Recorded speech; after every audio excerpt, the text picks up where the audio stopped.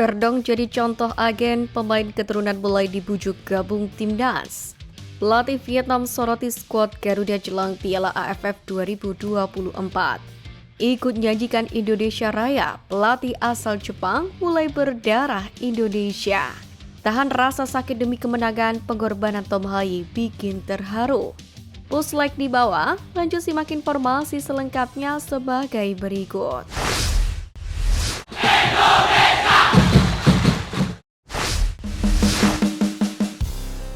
Tahan rasa sakit demi kemenangan, pengorbanan Tom Haye bikin terharu. Tom Haye tampil sebagai starter saat timnas Indonesia menjamu Arab Saudi, yakni dalam laga ke-6 grup C putaran ketiga kualifikasi Piala Dunia 2026 zona Asia pada Selasa 19 November kemarin. Haye sendiri menjadi gelandang utama dalam pengatur serangan bekerja sama dengan Ivar Jenner dan Marcelino Ferdinand dalam formasi 3-5-2. Haye tercatat tampil hingga menit ke-68 sebelum akhirnya posisinya digantikan oleh Nathan Chuaon ketika timnas Indonesia sudah unggul 2-0. Usut punya usut, ternyata ada aksi heroik di balik penampilan cemerlang Tom Haye bersama timnas Indonesia. Lewat kanal YouTube-nya The Haye Way, gelandang Almeres itu menjelaskan bagaimana perjuangannya membantu timnas Indonesia menggasak elang hijau. Haye mengaku pada saat pertandingan memaksakan diri untuk tetap tampil setelah pergelangan kakinya terkilir. Dia mengaku cukup tersiksa dengan nyeri di kakinya. Tetapi sadar bahwa harus tetap berjuang mengingat kemenangan kontra Arab Saudi menjadi target Garuda. Haye mengaku setelah Indonesia unggul 2-0, dia tetap ingin melanjutkan pertandingan. Namun terdapat momen yang membuatnya sudah tidak tahan lagi dengan nyeri yang dirasakan. Meski begitu, gelandang berusia 29 tahun itu tetap mengaku bahwa ia masih beruntung karena engkelnya tak terkilir secara parah sehingga ia masih bisa banyak bergerak. Meski bermain dengan kondisi kesakitan, Haye pun tetap tampil apik di lini tengah timnas Indonesia. Terbukti, ia dapat melepaskan satu umpan kunci dan membuat satu peluang emas. Tak hanya itu, Haye juga mampu memenangkan 1 dari 5 duel serta membuat 1 sapuan, 1 tackle dan 1 intercept bagi timnas Indonesia.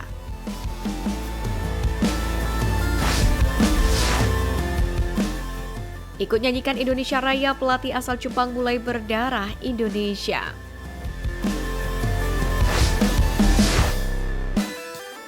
Sebuah aksi cukup spesial ditunjukkan oleh pelatih timnas wanita Indonesia Satoru Mochizuki, di mana pelatih berkebangsaan Jepang itu kedapatan ikut menyanyikan lagu Indonesia Raya menggunakan contekan kertas yang dipegangnya. Hal ini bisa dilihat di akun YouTube Love Football Federation. Dengan tertatih-tatih, Satoru Mochizuki pun mengikuti lirik demi lirik lagu yang diciptakan oleh W.R. Supratman itu lewat secari kertas yang ia pegang.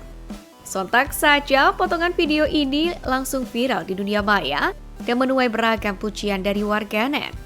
Diketahui pada laga lawan Malaysia ini, timnas wanita Indonesia berhasil menang lewat gol sematawayang dari Claudia Schoenemann pada menit ke-79. Berkat kemenangan ini, timnas wanita Indonesia pun dipastikan lolos ke semifinal ASEAN Cup Women 2024. Pelatih timnas putri Indonesia Satoru Mochizuki pun senang bukan main usai berhasil mengantarkan timnya menyikat timnas putri Malaysia di grup B Piala AFF Wanita 2024. Apalagi pelatih asal Jepang itu cukup menyadari bahwasanya kini Malaysia merupakan tim yang cukup kuat. Lebih lanjut, ex-pelatih timnas Jepang itu mengungkapkan kemenangan ini akan berdampak baik untuk timnya menargetkan juara di turnamen ini. Namun, ia tetap akan mengevaluasi Noah Laotomo dan juga kolega untuk laga selanjutnya. Sementara itu, aktor kemenangan Claudia Schoenemann menilai timnas wanita Indonesia juga tampil lebih tenang saat menghadapi Malaysia ketimbang lawan Kamboja sebelumnya.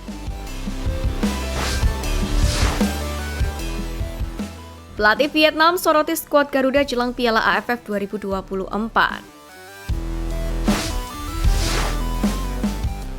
Satu grup dengan timnas Indonesia membuat Vietnam sepertinya nampak begitu tegang. Dari jauh-jauh hari mereka sudah melemparkan banyak statement yang cukup banyak menyenggol timnas Indonesia. Terkini pelatih Vietnam Kim Sang-sik menyoroti peran Sintayong yang akan melatih skuad Garuda dalam kompetisi itu dengan membawa mayoritas pemain timnas U22. Kim Sang-sik juga mencatat bahwa grup B diisi oleh pelatih asal Korea Selatan lainnya, seperti Ha Suk-jun yang menukangi Laos. Ia pun lantas menunjukkan rasa percaya diri bahwa Vietnam yang bakal turun dengan kekuatan relatif penuh akan mampu melaju setidaknya ke semifinal. Tak tanggung-tanggung, ia juga bertekad memberikan trofi untuk prajurit bintang emas ini. Sementara itu mengenai persiapan Vietnam sendiri di tanah kelahirannya, Sang Sik menjelaskan memiliki agenda untuk memaksimalkan fisik Nguyen Quang Hai dan kawan-kawan. Tujuan sesi latihan adalah untuk meningkatkan kemampuan fisik pemain dan menguji kekuatan mereka dalam 3 pertandingan. Perbaikan fisik termasuk latihan dan rehabilitasi. Terang sang pelatih. Vietnam sendiri merupakan kesebelasan yang serius menatap Piala AFF 2024 ini. Sang Sik sudah membawa anak asuhnya berlatih di Korea Selatan sejak 23 November.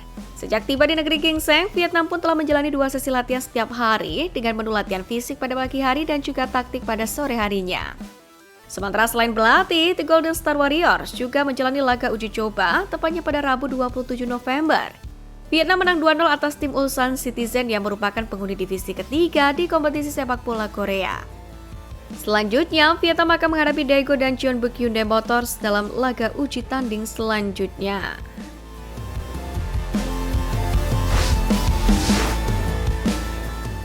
Verdong jadi contoh agen, pemain keturunan mulai dibujuk gabung timnas.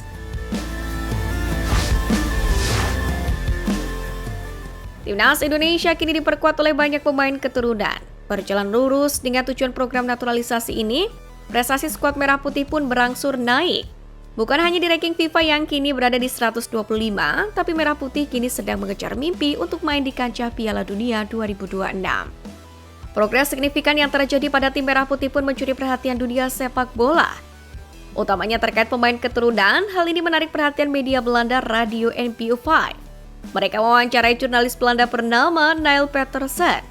Menariknya, Petersen adalah jurnalis yang juga memiliki darah Indonesia. Ia pun ditanya tentang bagaimana PSSI bisa melakukan hal ini.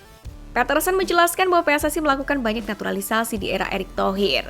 Bahkan beberapa nama top seperti Kevin Dix dan juga Miss Hilgers telah bergabung.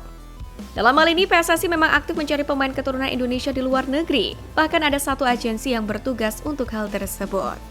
Petersen lantas menjelaskan salah satu faktor keberhasilan naturalisasi yang menarik minat banyak pemain adalah karena beberapa nama yang sudah gabung membujuk sosok lainnya. Hal tersebut persis yang dilakukan oleh Kelvin Verdong kepada Miss Hilgers. Teranyar, Ragnar Oratmangun juga ikut andil membujuk oleh Romani. Terkait komposisi pemain keturunan yang kebanyakan dari Belanda, hal ini sebenarnya sempat membuat warganya cemas. Bahkan beberapa waktu lalu lewat laporan Soha, banyak supporter Belanda yang menyatakan ketidakpuasannya terhadap sepak bola Indonesia yang dianggapnya merampas bakat Belanda untuk bergabung di Asia. Namun dalam ulasan yang sama, dengan tegas media Vietnam Soha menyebutkan bahwa timnas Indonesia tidak menyalahi aturan apapun dari FIFA terkait pemain naturalisasi.